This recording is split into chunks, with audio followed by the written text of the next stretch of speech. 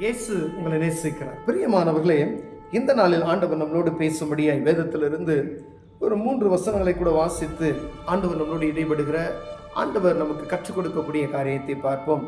அது மத்தேயுவின் புஸ்தகம் 14வது அதிகாரம் 2, 3, 4, 5 வசனங்கள் இப்படியாக சொல்லுகிறது. உம்முடைய சீசர்கள் முன்னோர்களின் பாரம்பரியத்தை ஏன் மீறி நடக்கிறார்கள்? கை கழுவாமல் போஜனம் பண்ணுகிறார்களே என்றார்கள். அவர்களுக்கு அவர் பிரதியுத்தரமாக, நீங்கள் உங்கள் பாரம்பரியத்தினாலே தேவனுடைய கற்பனையை ஏன் மீறி நடக்கிறீர்கள்? உன் தகப்பனையும் உன் தாயையும் கனம் பண்ணுவாயாக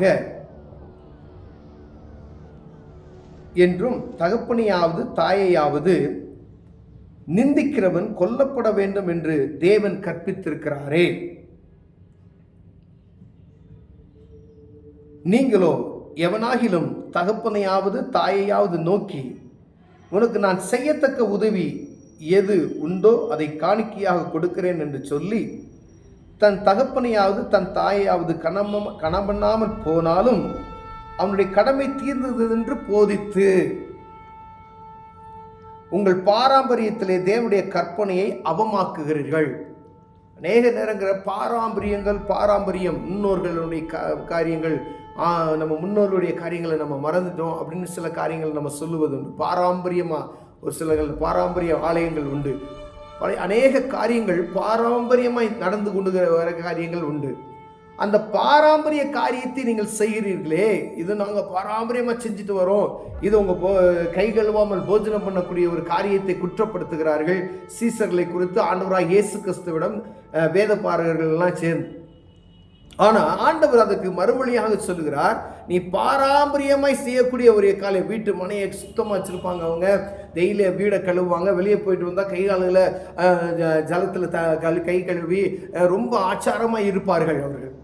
அப்படி அதெல்லாம் நீங்கள் பாரம்பரியம் சொல்லக்கூடிய இந்த காரியத்தெல்லாம் நீங்கள் செய்கிறீங்களே, ஆனால் உன் தாயையாவது தகப்பனையாவது கனம் பண்ணு என்று ஆண்டவர் சொல்லியிருக்கிறாரு, அதை யாராவது நீ கீழ்ப்படுகிறாயா? அப்போ பாரம்பரியத்தில் ஆண்டவர் சொன்ன கற்பனையை நீ மீறி பாரம்பரியம் என்று சொல்லக்கூடிய அந்த காரியத்தில் என்ன செய்கிற?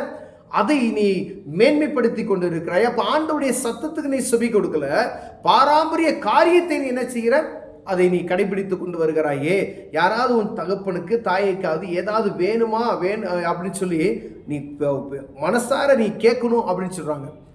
தாயையும் தகப்பனையும் கனம் பண்ணு அப்படின்றதுல ஆண்டவர் ரொம்ப கவனமாக 10 கற்பனையில் ஒரு கற்பனையாக சொல்லப்படுகிறது. இந்த இடத்துல ஆண்டவர் அவங்க கேட்குற மறுமொழிக்கு சொல்கிறார், பாரம்பரியமாய் நடக்க வேண்டிய காரியத்தை உங்கள் சீசர்கள் நடக்காமல் வராங்களே அப்படின்னு சொன்னதுக்கு ஆண்டவர் அந்த ஒரு வார்த்தை சொல்கிறாரு, உன் தகப்பனையும் தாயையும் கணப்பண்ணுன்னு சொல்லியிருக்கு.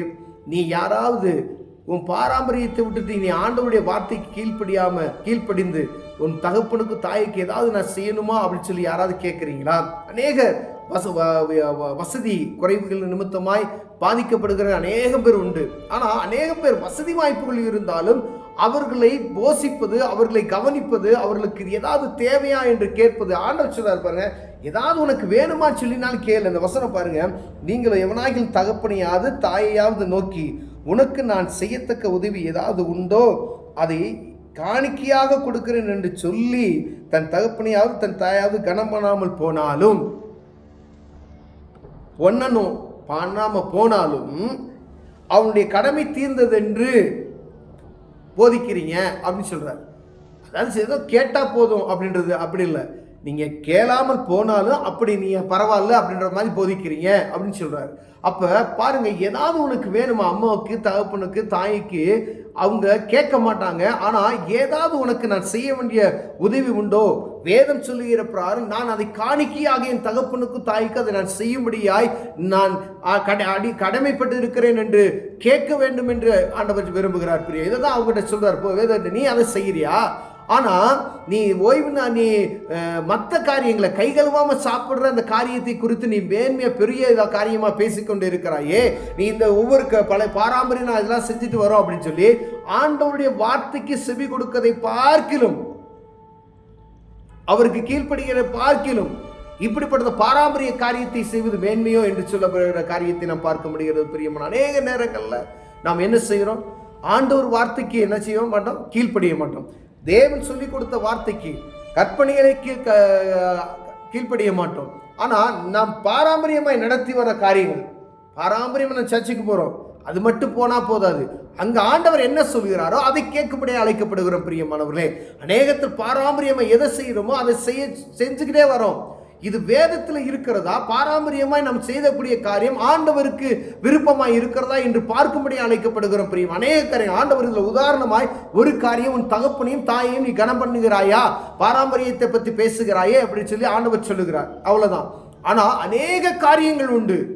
ஆண்டவருக்கு கீழ்ப்படுகிற சத்தத்தை, கீழ்ப்படுகிற இருதயத்தை காட்டிலும் பாரம்பரியம் என்று சொல்லிக் கொண்டு நாம் ஓடிக்கொண்டு இருக்கிறோமே. இது சட்டத்திட்டங்கள், நமக்கு என்று ஒரு சட்டத்திட்டங்களை உருவாக்கி வைத்திருக்கிறோமே. வேத புத்தகம் கற்றுக் கொடுத்திருக்கிற சட்டத்திட்டங்களுக்கு கீழ்ப்படிந்து நடக்கிறோமா என்று பார்க்கும்படி அழைக்கப்படுகிறோம். பிரியமானவர்களே, வேதம் அவ்வளவு தெளிவாக ஆண்டவர் நமக்கு என்ன செய்யணும், எப்படி போகணும், எப்படி இருக்கணும்னு சொல்லி கற்றுக் கொடுத்திருக்கிறார். அப்ப நம்ம அதெல்லாம் விட்டுட்டு, என் மூதாதையர்கள் இதெல்லாம் செஞ்சுட்டு வந்தாங்க அதனால நான் செய்கிறேன், நீங்கள் கடைசியில் பார்த்தீங்க அதில் ஒரு பிரோஜனம் இல்லாத இருக்காது. ஏதோ அவங்க செஞ்சதுக்கு நான் செய்கிறேன், என் தகப்பன் தாய்மார் செஞ்சாங்க, எங்கள் பாட்டு எங்கள் தாத்தா செஞ்சார் அதனால செஞ்சது வரேன் அப்படின்னு. ஆனால் அந்த காரியம் வேதத்தில் இருக்கிறதா, ஆண்டவருக்கும் எனக்கும் இருக்கிற அந்த காரியத்தில் அதுக்கு ஒப்பனையாக இருக்கிறதா என்று பார்க்கும்படி அழைக்கப்படுகிறோம். ஒருவேளை அறியாமையினால பல காரியங்களை நாம் செய்து கொண்டு வருகிறோம். ஆனால் ஆண்டவர் சொன்ன காரியத்தை இந்த நாட்களில் அதை புரிந்து செயல்படுவதற்கு ஆண்டவர் விரும்புகிறார். ஆண்டவர் ஒரே ஒரு காரியத்தை, தாயின் தகப்பனை நீ கனம் பண்ணியா, அது போதும். நீ அதையே கனம் பண்ணாம மற்ற காரியங்கள் பாரம்பரியம் சீசர்கள் எதை செய்கிறார்கள் அதை செய்கிறார் என்று சொல்லி நீங்க குற்றப்படுத்த பார்க்கிறீர்களே என்று சொல்லுகிறதை நாம் பார்க்க முடிகிறது. பிரியமானவர்களே, ஒருவேளை அதே போலதான் நாமும் சாதாரண வாழ்க்கையில அநேக காரியங்களை சரியா இருக்கணும் அப்படின்னு சொல்லி நடைமுறைப்படுத்தி வைத்திருக்கிறோம். இப்போ ஞாயிற்றுக்கிழமை ஆச்சுன்னா கரெக்டாக சர்ச்சுக்கெல்லாம் போயிட்டு வந்துடுவோம். ஆனால் அங்கு சொல்லப்பட்ட வார்த்தைகளுக்கு கீழ்ப்படிந்து நடக்கிறோமா? ஆலயத்துக்கு கடமைக்கு கடந்து செல்கிறோமா? பாரம்பரியமா நாங்கள் செய்கிற காரியத்தை செய்கிறோமா? ஆண்டவருடைய என்னோடு பேசுகிறாரா என்று பார்க்கும்படியே அழைக்கப்பட்டு இருக்கிறோமா? அந்த வார்த்தைக்கு நாம் செவி கொடுத்து நடக்கிறோமா என்று பார்க்கும்படியே பேசுகிறார். பிரியமானவர்களே, ஞாயிற்றுக்கிழமை ஏதாவது ஒரு ஊழியத்தை செய்யணும்னு சொல்லி ஆண்டவர் விரும்புகிறாரே, அந்த காரியத்தை நடக்கிறோமா? பாரம்பரியமா இதை செய்யுங்க, ஓய்வு நாளை பரிசுத்தமாய் ஆசாரி என்று சொல்லி இருக்கிறாரே, அதை நாம் கடைபிடிக்கிறோமா? அந்த நாட்கள் என்ன செய்து கொண்டு இருக்கிறோம் என்று பார்க்கும்படி அழைக்கப்படுகிறோம். ஓய்வு நாட்கள் அடுப்பையை பத்த வைக்க சொல்லி பாரம்பரியத்தில், ஆனா அதை கடைபிடிக்கிறியா? ஆனா இந்த பல அநேக குற்றமான காரியங்களே, நன்மையான காரியங்களை செய்யாதபடி இருக்கிறியே என் ஆண்டவர் நம்மளோடு பேசுகிறார். பிரியமானவர்களே, பாரம்பரியமாய் செய்து வருகிற காரியங்கள் உண்டு.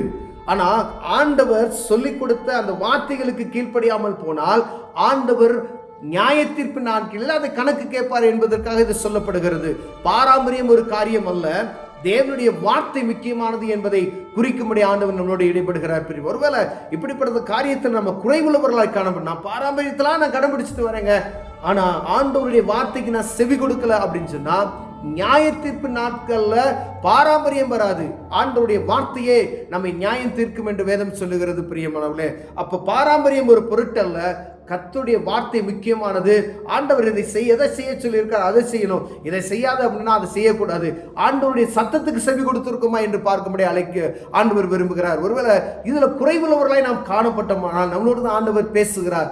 பாரம்பரியத்தை மாத்து பேசாதபடிக்கு ஆண்டவருடைய சத்தத்துக்கு செவி கொடுக்கிற என்பது முக்கியமானது என்பதை அறிந்து செயல்பட அழைக்கப்படுகிறோம். கண்களை மூடுவோம், ஜெபிப்போம். அன்பின் தகப்பனே, இதுவரை நாங்கள் பாரம்பரியம் என்கிற சொல்ற வார்த்தைக்கு அநேக காரியங்கள் நாங்கள் செய்து கொண்டு வருகிறோம் ஆண்டவரே.